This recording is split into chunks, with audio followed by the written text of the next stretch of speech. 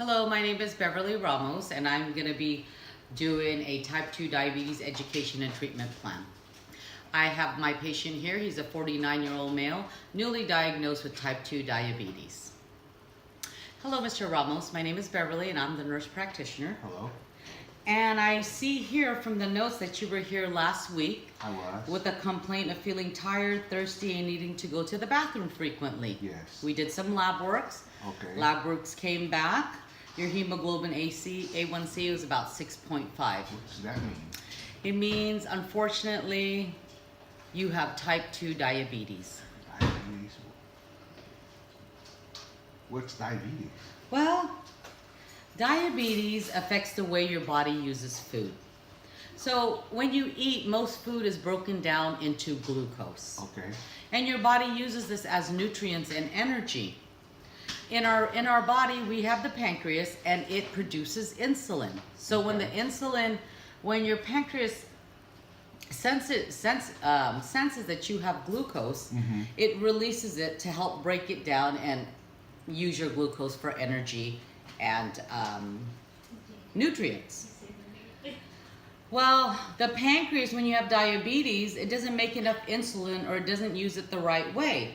So when this happens, the glucose builds up in your body, and it affects different parts of your body, and it can damage it. It can damage a lot of your organs. Oh no. And then the glucose can overflow in your urine, and this is probably why you were having to go to the bathroom frequently. Yes, and I feel like I'm losing a little bit of weight.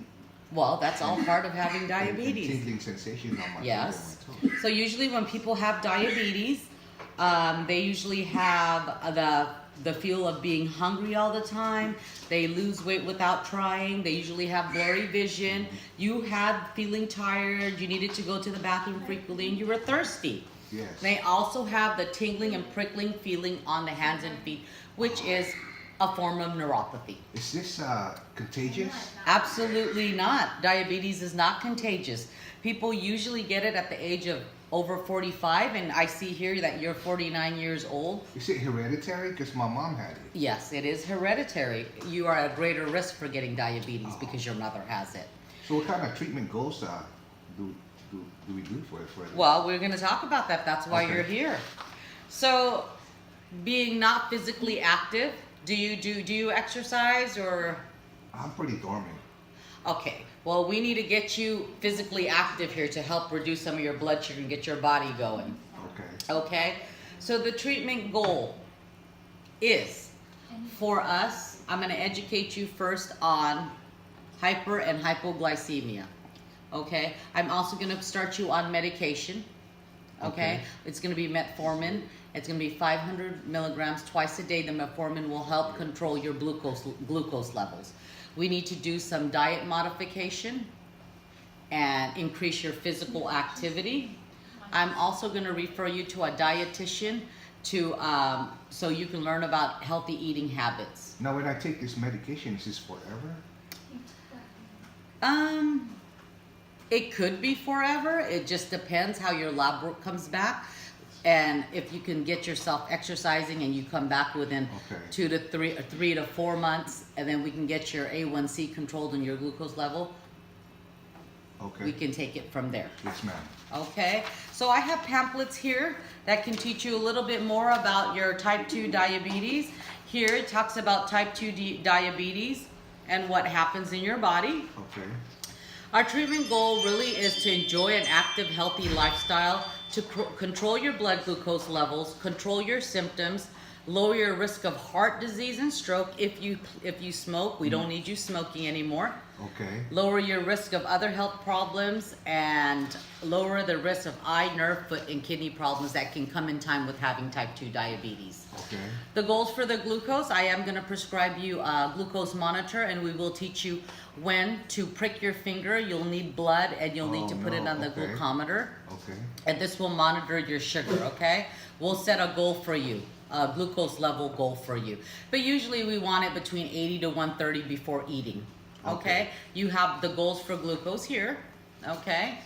And this is how you check and track your blood glucose levels. You see here, when you wake up, when you notice the symptoms of your blood glucose is low, before eating or about 2 hours after eating, and before any physical activity, because you don't want your blood glucose low before you start exercising vigorously.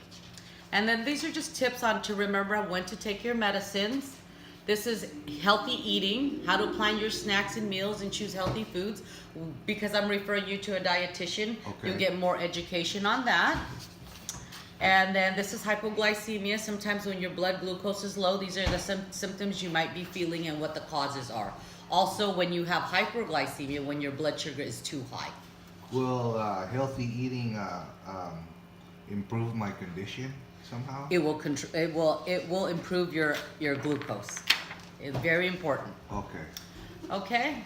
And then these are just health problems that can be caused with type 2 diabetes if you don't if we don't manage it correctly, or you don't manage it correctly. You can get a heart attack or stroke, high blood pressure, nerve damage. This is where your fingers and you start to get tingling sensation, eye problems, kidney disease, problems having or keeping an erection, sleep problems, including sleep apnea, infections of slow healing. So make sure you always look at your foot, because sometimes you'll stub your toe, you might not know it, you have an open area, and it heals very slowly, okay?